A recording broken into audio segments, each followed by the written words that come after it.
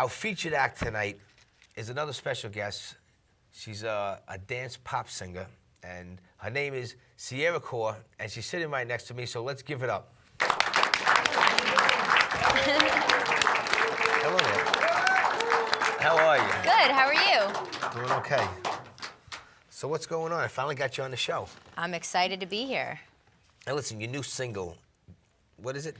Get My Way. Get My Way. It's got a big buzz. What's going on with that? Yeah, I mean, the record I did it with was this gentleman named Mark Wilson, who's also known as The Professor, he's pretty prominent in the business. He did Will Smith's Wild Wild West record and several other records. Yeah, he's phenomenal. And we were just vibing out in the studio. We didn't really know. We weren't like, this is gonna be the big hit, you know? It was just kind of like something we just went in, we just did it, we gave it everything, we had fun with it. Have fun with it is the most important thing, because that's when all the good stuff comes. And it just like, you know, we got a thing on iTunes. I was a featured artist last month on like the iTunes Spotlight, which was awesome. And the buzz we're getting from it is great. I'm really, really pumped. I'm really excited. I'm really excited. Now, what music were you into while you were growing up, and what inspired you to actually perform? Oh gosh, I was a huge TLC fan. Oh yeah, all right. Left Eye was like, I was Left Eye every Halloween. Like, I thought I was so cool.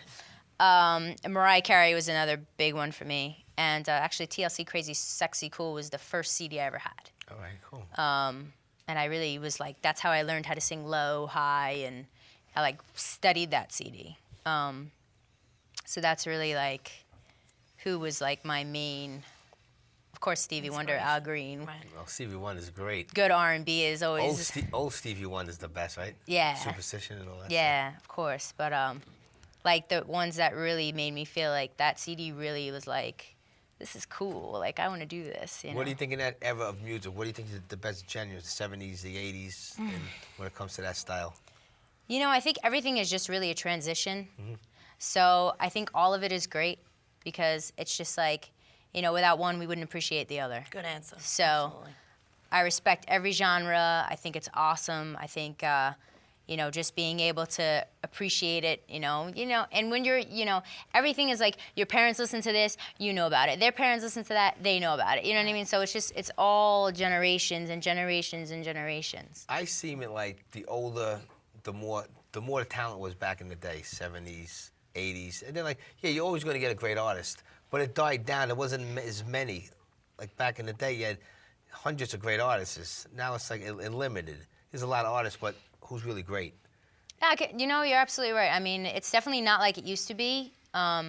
It's just, I feel like it's just different. Maybe it's due to an overpopulated society that we live in too, that everybody's trying to be a singer and an actor, and there's only so many to choose from. Back in the day, it was a less amount of people in our society. It's a lot more commercialized now. That's what it is. I mean, everybody's doing the same thing almost, so and you could stand out. That's pretty much a big deal. So, but you had two singles that hit close to home. Struggle My Necklace, Open Secret, fill us in. Yeah, Struggle Is My Necklace is a song that I had written about my childhood growing up, which was not the best, which I'm sure is a lot of people's story, you know, being in the foster care system and, you know, parents, you know, absent, and, you know, I got made fun of in school a lot, you know, so I kind of, you know, I was like, whatever, you know, struggle is my necklace. I don't let it get the best of me. I wear it as my accessory, you know what I mean? You just get to a point where you're done kicking cans and you're like, you know what, like, struggle is my necklace, rock on. You know, there's nothing you can't tell me now. That's a great title. Yeah. You know, so like I got it from actually Mary J. Blige's brother-in-law, and Mary's sister was both my manager at the time. And it was kind of like an on and off type of thing. And he basically was like, I was freaking out one day because, you know, every artist gets to that point where you just break down and you're just like, oh, what am I doing? Like, you know, it gets frustrating, you know, and it's like, you know what you're supposed to do. You have to go for it no matter what anybody says. But it does get hard. And anybody who tells you it doesn't, you don't get upset or doubt yourself, they're lying, because everybody does. Of course. You know, and he was like, Ciara, struggle is you wear it, that's all of you. And I was like, let me call you back. And that's when I wrote Struggle Is My Necklace. You know the deal, it's a long road, and you gotta struggle and sacrifice and pretty much be totally broke until you do make it, and then the rewards are endless. Right. Good old ramen noodles, yes. So now listen, you're currently getting ready for a European tour. What is that about? Yes. That's nice. Can I come? Absolutely. I might be there. Come on. Yes. I know you're going to Italy, right? Hire me. I'll man. be your videographer. Yes. I'm pumped. I mean, we've got a lot of fans over there. So I mean, I'm really excited. I mean, this is my first, I would say, like big tour. Absolutely. You know, I'm gonna be 3 months, you know, just traveling. So I am so excited. You know, I'm gonna have like my little Twitter and everything. I'm excited. You never know. You might come back with your new husband. Who knows? I hope so.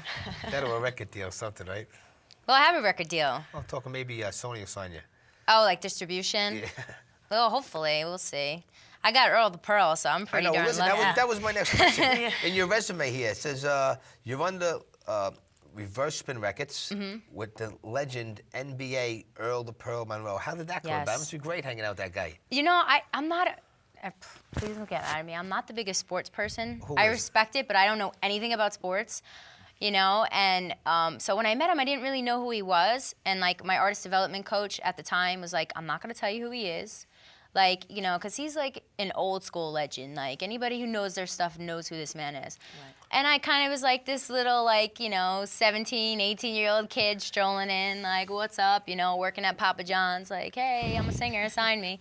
You know, and so it was cool. We really had a good time with it. But so I was introduced to him by my artist development coach, and he basically, you know, listened to my demo, made me play some keyboard stuff for him, and took a while to get to him, but when I finally did, he was happy and he signed me. Well, that's great. Listen, we're running out of time. Yes. You have a video you want to roll. Yes. Now, yes. what do you have to show us? What song? I want to show you guys "Get My Way." It's my new single, now available on iTunes, and it was directed by Alistair Christopher.